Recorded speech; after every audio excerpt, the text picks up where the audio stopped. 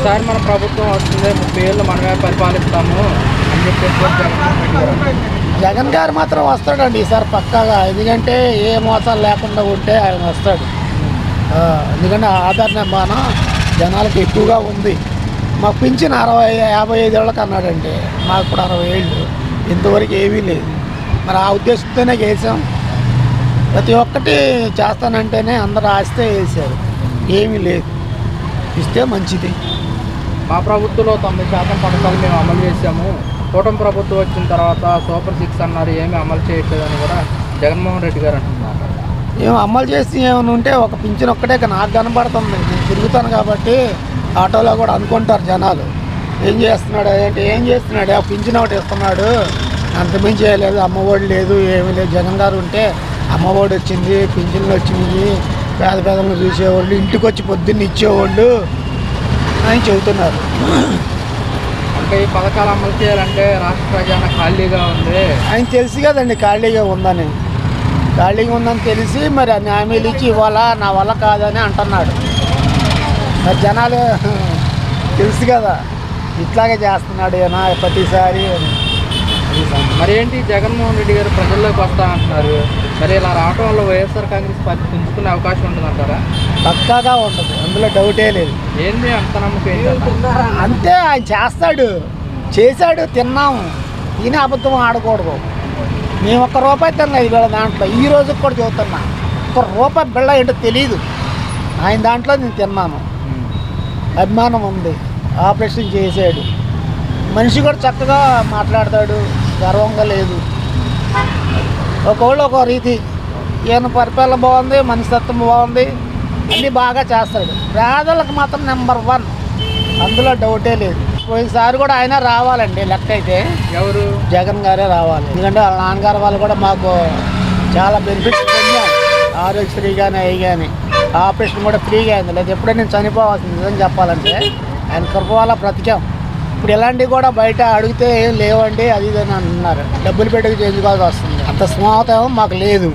వడ్డీలు తీసుకొచ్చుకొని చేసుకోవచ్చు, ఆ వడ్డీలే కట్టాలా, ఈ హాస్పిటల్కి వెళ్ళాలా, రోజుంట్లోకి చూసుకోవాలా, చాలా ఇబ్బందిగా ఉంది. ఏమైనా కానీ ఏంటి ఆటో వాళ్ళకి 10,000 అన్నాడు, ఏమీ లేవు. పిల్లలకి ఇది అన్నాడు, అవి లేవు. నీ 15,000 అన్నాడు, ఎవరికి ఏ 15 పైసలు కూడా లేదు. అలాగుంది ప్రభుత్వం. అంటే మీకు ఎప్పుడు ఆపరేషన్ అయిందన్న? ఏం ఆపరేషన్ అయింది మీకు? లోపల స్టోన్స్ వచ్చినాయి అన్న. అప్పుడు ఆ టైంలో ఎక్కడికి వెళ్ళా 2 లక్షలు తక్కువ అవుతుంది అన్నారు. అలాంటిది ఈయన గారు అది పెట్టడం వల్ల ఆరోగ్యశ్రీ నాకు చాలా ప్రాణంతో అన్నానంటే ఆయనే వాస్తవం అండి. డబ్బులు లేవు, ఆ టైంలో ఆదుకున్నాడు ఆయన గారు. జగన్ గారు కూడా మాకు 10,000 ఇచ్చాడు. ఇప్పుడు అవి కూడా లేవు. ఆటోల పరిస్థితి అంత మాత్రం ఉంది. ఆటోలు పెరిగిపోయినాయి బాగా, అది పరిస్థితి. వైఎస్ రాజశేఖర్ గారు ఉన్నప్పుడు ఆ టైంలో అది పేద ప్రజలు బాగా ఆదుకున్నాడండి. మెయిన్ వాళ్ళు ఎంత తీసుకున్నారు, ఎంత పోగొట్టుకున్నారు, ఎంత అనేది మాకు అనవసరం. పేదల్ని బాగా చూసుకున్నాడు ఆయన. అందుకనే ఆయన అంటే వాళ్ళ ప్రతి ఒక్కరి గుండెల్లో వైఎస్ఆర్ అంటే బాగా అభిమానం. అదే పేదవాళ్ళు చూసిన వాడే మాకు దేవుడు. నిన్న వాళ్ళ నాయకులతో సమావేశం అయ్యారు. ఈసారి మన ప్రభుత్వం వస్తే ఇబ్బంది పడుతున్న కార్యకర్తలకి నేను అండగా ఉంటానని చెప్తున్నాను. ఉంటారండి, చేస్తారండి. గతంలో చేశాడు కదా, ఇప్పుడు కూడా చేస్తాడు. ఎందుకంటే ఇప్పుడు చూశాడు కదా, ఇంకెక్కువ చేయగలడు అని అనుకుంటున్నాను. ఇప్పుడు చూస్తున్నాడు ఆయన, ఇంతమందికి ఇస్తానన్నాడు, చేశాడు. మరి వాళ్ళు ఎవరికి ఎవట్లా బాధపడుతున్నారు అని అన్నారు, చేశాడు. ఇవాళ సందుకి గొంతుకి అయిపోయినాయి. అది చాలా ఘోరం. ఇంటికి వెళ్తా డబ్బులు జనాలకి. దేవుడి వల్ల మాకైతే అలవాట్లు లేవు, మానేసాము దేవుడిని నమ్ముకున్న తర్వాత. ఇంతకుముందు అంటే ఇట్లాగే చేసి ఇంట్లో ఇబ్బందులు పడ్డాం. ఇప్పుడు అలాంటిది ఏం లేదు. చంద్రబాబు ఏమి ఇవ్వలేదు సార్. మాకే మునిగిపోతే మేము ఇల్లు మునిగిపోయి పిల్లలు అగసాట్లు పడుతుంటే సార్ ఇప్పటికి ₹1 కూడా పడలేదు సార్. మాకే పిజ్జు పోయింది, ఇల్లు పోయింది, అన్నీ పోయినాయి సార్. ఇప్పుడు విడత పెడుతున్నారు కదా, ఇప్పుడు సార్ ₹1 మాకు ఇవ్వాలి కదా సార్. ఏం పెట్టాడు సార్ ఆయన? ₹1 ఇవ్వచ్చు కదా సార్. మునిగిపోయి 15 రోజులు ఇళ్ళల్లో పడి ఉంటే ₹1 ఇవ్వచ్చు కదా సార్. ఇచ్చిన వాళ్ళకి ఇచ్చిండు సార్, మాకేమి ఇవ్వలేదు సార్. అంటే ఇప్పుడు మళ్ళీ కూడా సెక్రటరీకి వెళ్తే మళ్ళీ రాని వారికి కూడా పడతాయి ఒకసారి. సార్ ఇవ్వలేదు సార్, వెళ్ళొచ్చాం సార్, ఇవ్వలేదు. మళ్ళీ బాబాయ్ చెబుతున్నా గవర్నమెంట్ బాగా చేస్తుందండి. ఏం చేస్తున్నారు సార్? ఏం చేయట్లేదు సార్. జగన్మోహన్ రెడ్డి ఎన్టీఆర్ జిల్లా నాయకులతో సమావేశమయ్యారు. ఈసారి మా ప్రభుత్వం అధికారంలో మా జగనన్న వస్తాడు సార్. ఇత పులి సార్, పులి జగనన్న పులి వచ్చాడు. మళ్ళీ చూడు ఎలా వచ్చాడు, పులి వచ్చాడు.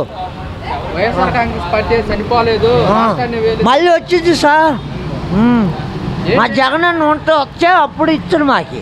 ఏంటి అసలు నమ్మకం ఏంటి? మాకు నమ్మకం, మా జగనన్న నమ్మకం మాకి. పట్టుకు అన్నం పెట్టిండు. ఇక వచ్చింది తిట్టకూడదు, చంద్రబాబు బాబాయిని కూడా తిట్టకూడదు. ఒక్క రూపాయిని సార్ చూశారు, ఆయన వచ్చారు సరే అందరికి ఇవ్వాలి కదా సార్. మునిగిపోయి ఇల్లు మునిగిపోయి వచ్చారు కదా సార్, ఒక్క రూపాయిని ఇవ్వచ్చు కదా సార్. మేము ఈసారి అధికారంలోకి వస్తాము, కార్యకర్తలకే ప్రాధాన్యత ఇవ్వలేకపోయాను. జగనానికి చచ్చిపోయిన కూడా చచ్చిపోతాం. ఏంటి అంత అభిమానం ఆయన చేసిన సార్. నీళ్ళు ఇంత లోతు వచ్చింది సార్, చూసారా? ఒక్కొక్కరు 2-3 పేర్లు పెట్టుకొని డబ్బులని తీసుకెళ్ళారు సార్. మాకేమన్నా ఇదిగో పేదవాళ్ళకి సాయం చేస్తే కదా సార్. చెప్పండి సార్ మీరేనా సార్? ఒక్క రూపాయే సార్. ఏమి ఇదిగో కట్లు లుంగీలు కూడా ఇవ్వలేదు సార్. ఇప్పుడు జగన్మోహన్ రెడ్డి కార్యకర్తలకి ప్రాధాన్యత ఇస్తాను ఈసారి. ఈ తాపు జగనన్న వచ్చేది గ్యారెంటీ సార్. సార్ ఇల్లు మునిగిపోయి అన్నం లేక గూడు లేక వేస్తే రాలా.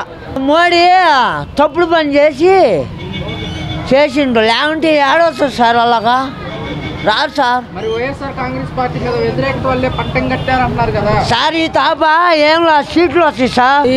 ఇంకా ఈయన ఏముంది, అయిపోయింది ఎంత అయిపోయింది. 5 సంవత్సరాలు అయితే ఆయన రిటైర్మెంట్ అయిపోద్ది. మరి ఆయన కొడుకున్నాడు, ఆయన అది ఆలోచించుకోవాలి. ప్రజల గురించి ఆలోచించట్లా. మనం దోసుకుందాం అని ఆలోచించుకుంటున్నారు. అది మనం దోసుకుందాం, మనం బతికిపోయాం అని ఆలోచించుకుంటున్నారు. ప్రజల గురించి అయితే ఎవ్వరు ఆలోచించట్లా. ఆలోచిస్తే ఈ సరుకులు, ఈ కరెంటు బిల్లులు ఈ రకంగా పెంచరు. అవునా కాదా? పెంచరు. అది ప్రజల గురించి ఆలోచించేవాళ్ళైతే ఇవన్నీ పెంచరు. జనాల మీద భారం వేసేస్తున్నారు ఇష్టాసారంగా. ఇంటి పన్నులు ఏంటి, కరెంటు బిల్లులు ఏంటి, సరుకులు ఏంటి, అల్లాడిపోతున్నారు జనాలు చెప్పుకోలేక. ఉన్న ఆస్తులు పొలాలు కూడా అమ్ము దిగుతున్నారు. జగన్మోహన్ రెడ్డి అన్నమాట మా ప్రభుత్వంలో 90% దాకా పథకాలు అమలు చేసాం. మేము అమలు చేశాడు, చేయలేదని అంట్లా. కాకపోతే ఇప్పుడు ఏమైనా చేస్తానంటున్నాడు. మరి చేస్తాడో చేయడో తెలియదు. చేసేదాకా లేదు, నమ్మకం లేదు. చెయ్యాలిగా చేస్తానని చెయ్యాలి. చేస్తేనేగా తెలిసేది. వస్తా అన్నదాన్ని ఇస్తానని నమ్మకూడదని చెయ్యాలిగా. చేస్తేనే నమ్మేది ఎవరైనా. చేయకపోతే ఎవడు నమ్ముతాడు? నేను వస్తానంటే అర్దాకా వెళ్ళి వెనక మారిపోతా. వస్తానని ఇస్తానని అసలు నమ్మకూడదు. చేసి అప్పుడు చెప్పాలా చేశానని. ఆయన ఎక్కువ పథకాలు పెట్టాడు, ఏమిస్తాడు జగన్మోహన్ రెడ్డి అని అన్నాడా చంద్రబాబు నాయుడు? అప్పులు చేశాడు అన్నాడా? అప్పుల సంగతి చంద్రబాబు నాయుడు తెలీదా? ఈ జగన్ కన్నా ఎక్కువ పథకాలు ఎందుకు పెట్టాడా? పెట్టలేదా? మరి అక్కడ తెచ్చి పెడదాం అన్నాడు. దేశం అప్పులో ఉంది కదా, మరి ఎక్కువ ఇస్తానని ఎందుకు పెట్టాడు? గెలవటాన్ని. ఇప్పుడు ఏమి ఇచ్చాడు అంటే ఖజానా చూస్తే ఖాళీగా ఉంది. జగన్మోహన్ రెడ్డి అన్ని పథకాలు ఇచ్చి ఖజానా ఖాళీ చేశాడు. కాదమ్మా, నేను చెప్పేది ఏంటంటే దేశం అప్పుల్లో ఉంది తెలుసు అందరికీ. తెలిసినప్పుడు అప్పుల్లోంచి ఎట్ట బయటపడాలి మనం అని చెప్పాడా? చెప్పలేదు కదా. ఆయన కన్నా ఎక్కువ వికలాంగులకు 6,000 అన్నాడు, వీళ్ళకి 4,000 అన్నాడు, మళ్ళీ 2 నెలలు ఎగస్ట్రా అన్నాడు. ఇవన్నీ ఎక్కడ తెచ్చిద్దామని, అప్పుల్లో ఉన్నప్పుడు ఇద్దామని అడిగాడు. మరి ఎలక్షన్లో అడగలేదా? మరి ఈయనకన్నా ఎక్కువ పథకం పెట్టాడు కదా, మరి ఇవ్వాలి కదా. అప్పుడు తెలీదా అప్పుల్లో ఉందని గెలవక ముందల? జగన్మోహన్ రెడ్డి మేము అధికారంలోకి వస్తాము, 30 ఏళ్ళు మేమే పాలిస్తాము, ఈసారి గత ప్రభుత్వం మాదిరిగా ఉండదు. ఎవరన్నా పాలిని మన ప్రాబ్లం మనకే ఉండదు. ఎవరు వచ్చినా మనకు ఒకటే. కాకపోతే ఎవరు మంచి చేసి వెళ్ళాడా అన్నదే కావాలి మనకి. ఒకటి అప్పులు చేశారంటున్నాడు. నువ్వు అప్పులు చేసావు, ఏం చేసావు, మాకు ఇస్తానన్న ఇచ్చావుగా అంటున్నారు జనాలు. అంటున్నారా అంటలేదా? ఎవరికి ఎగ్గొట్ల ఇస్తానన్నా ఇచ్చాడు. నీకు 15 అన్నాడు. ఎవరికి 15 ఇచ్చాడు పిల్లలకి? అదేమంటే ఆయన కూడా ఫస్ట్ సంవత్సరం ఇవ్వలేదు, 2వ సంవత్సరం నుంచి ఇస్తాను మేము అంటున్నారు. మంత్రుల గురించే జగన్మోహన్ రావు గారు పోయారండి. ఆయన మంచోడు, తండ్రి మంచోడు, ఆయన మంచోడు. ఆయన ఇస్తానన్న పథకాలు ఇచ్చాడు. ఆయన మళ్ళీ రావాలి అని కోరుకునేవాళ్ళు కూడా బోళ్ళు మంది ఉన్నారు. అంతే కదా. ఇది ఉన్నట్టే. ఈ బూతులు తిట్టుకోవడం కూడా చండాలంగా ఉంది. ఎవరు తిట్టుకోవాలి సారీ ఆమె తప్పుగా మాట్లాడితే ఉన్నదేమో చెప్తాను. కానీ ఈ భూములు కబ్జా చేయటం మాత్రం గ్యారంటీ. మాది కూడా గారేశారు, మా ఆడపిల్లలకి ఇచ్చింది చేశాడు ఆ మంత్రి. బోర్డు ఉంది, పేరు ఎందుకు? ఓకే ఓకే 3 ఏళ్ళ నుంచి తిరుగుతున్నాం, న్యాయం జరుగుతుందా? ఈయన వచ్చేవి న్యాయం చేశాడు, అన్ని కాగితాలు తీసుకుంటున్నారు, అక్కడ పాడేస్తున్నారు, తీసుకుంటున్నానని పేరు.